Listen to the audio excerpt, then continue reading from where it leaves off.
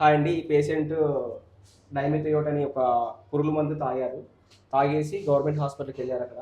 అక్కడ నుంచి సీరియస్ అయ్యేసి శ్వాస బాగా తీసుకోలేక మొత్తం పేషెంట్ అన్‌కాన్షియస్ అయ్యే కండిషన్‌లో మా ఎమర్జెన్సీకి తీసుకొచ్చారు. ఎమర్జెన్సీ తీసుకొచ్చినప్పుడు పేషెంట్‌కి సాచురేషన్ 70 ఉంది. పేషెంట్ కరెక్ట్‌గా మాట్లాడే సిట్యుయేషన్‌లో కూడా లేరు. దాని తర్వాత మేము వెంటనే ఎమర్జెన్సీలోనే ఇంట్యుబేషన్ చేసుకొని అటెండర్స్‌కి ఎక్స్‌ప్లెయిన్ చేసేసి, మీరు ఇక్కడ అవ్వదు, హైయర్ సెంటర్ తీసుకెళ్ళాలి, హైదరాబాద్ తీసుకెళ్తే బతికేదానికి ఛాన్స్ ఉంది, ఇక్కడ చాలా కష్టము అని అంటే, లేదు సార్ మేము చాలా పూర్, మేము ఇక్కడే చేయించుకుంటాము, మీ మీ ప్రయత్నాలు మీరు చేయండి అని చెప్పేసి వీళ్ళు చెప్పుకోవడం జరిగింది. సో అలాంటి సిచ్యువేషన్లో ఈయన పైకి షిఫ్ట్ చేసేసి వెంటిలేషన్ కనెక్ట్ చేసేసి మేనేజ్ చేశాము. అదే రోజు తెలిసింది ఏంటంటే బీపీ కూడా చాలా డౌన్ ఉంది.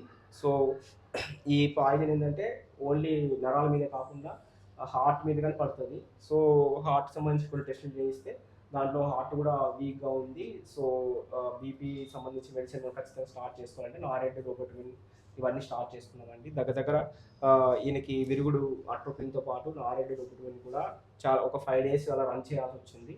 సో పేషెంట్ హార్ట్ అనేది 5 రోజుల వరకు మందుల మీదే పనిచేసింది. దాని తర్వాత మందులు ఆపేసాక బీపీ మెయింటైన్ అవ్వడం జరిగింది. డే 6 రోజేమో మనకు పేషెంట్ కోఆపరేషన్ వల్ల పేషెంట్ చాలా బాగా రికవర్ అయ్యారు ట్రీట్మెంట్ వల్ల. సో డే 6 రోజు మేము ఎక్స్ట్యూబేట్ చేయడం జరిగింది విత్ ఆల్ ప్రికాషన్స్. ఇప్పుడు డే 9 అనుకుంటా, డే 9 డే 10 ప్రస్తుతానికి పేషెంట్ చాలా కంఫర్ట్గా, చాలా మొత్తం బీపీ మెడిసిన్ లేకుండానే బీపీ మెయింటైన్ అవుతుంది, ఆక్సిజన్ లేకుండానే మంచి గాలి తీసుకోవడం అవన్నీ చేసుకుంటున్నాడు.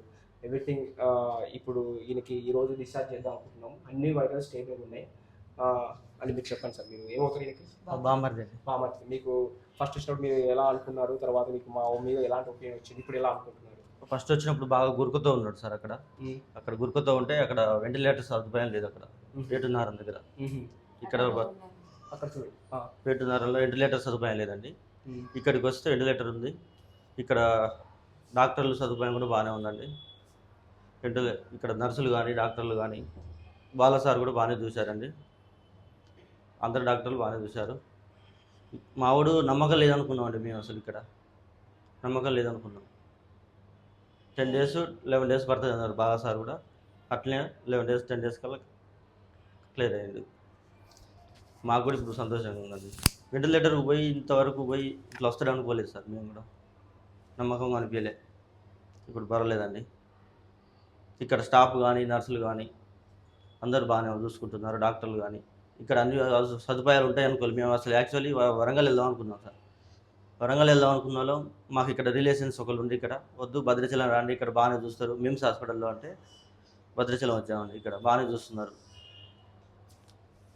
సరే, మీ కొడుకు గురించి మీరు 2 మాటలు మాట్లాడండి. మీకు ఏమనిపించింది, ఎలా అనిపిస్తుంది? సరే సార్, మా కొడుకు సీరియస్ అనుకున్నాం. బాగానే ఉంది, తీసుకొచ్చిన బాగా అయింది సార్, మంచిగానే ఉన్నాడు. తమ్ముడు మీరేమో మాట్లాడండి. మీరు కొంచెం జస్ట్ హాస్పిటల్కి థ్యాంక్స్ అని చెప్పండి, జస్ట్ సిస్టర్లకు కూడా థ్యాంక్స్ అని చెప్పండి. సిస్టర్లందరికీ థ్యాంక్స్ అక్కలు. అందరూ అయితే సొంత వాళ్ళు ఎక్కడ అన్నది బాగానే చూసుకున్నారు. థ్యాంక్స్ చేస్తారు. పేషెంట్కి ఒక వారం రోజులు ఇంట్యుబేషన్ చేయడం వల్ల ఆయన అలా మాట్లాడుతున్నాడు. ప్లస్ ఫుడ్ కూడా ఏం తినలేదు వారం రోజుల నుంచి. దాంతోపాటు ఈయన ఆల్కహాలిక్ అనమాట. సో ఆల్కహాల్ వల్ల కూడా పేషెంట్ వణుకుడు ఇవన్నీ ఉంటాయి. సో ఈయన ఇంకొక వారం రోజులలోపు ఆ మాట కూడా మంచిగా వస్తుందని అనుకుంటున్నాము. ఈరోజు అన్ని వైటల్ స్టేబుల్ ఉండడం వల్ల ఈరోజు ఈయన డిశ్చార్జ్ చేస్తున్నామండి. Thank you.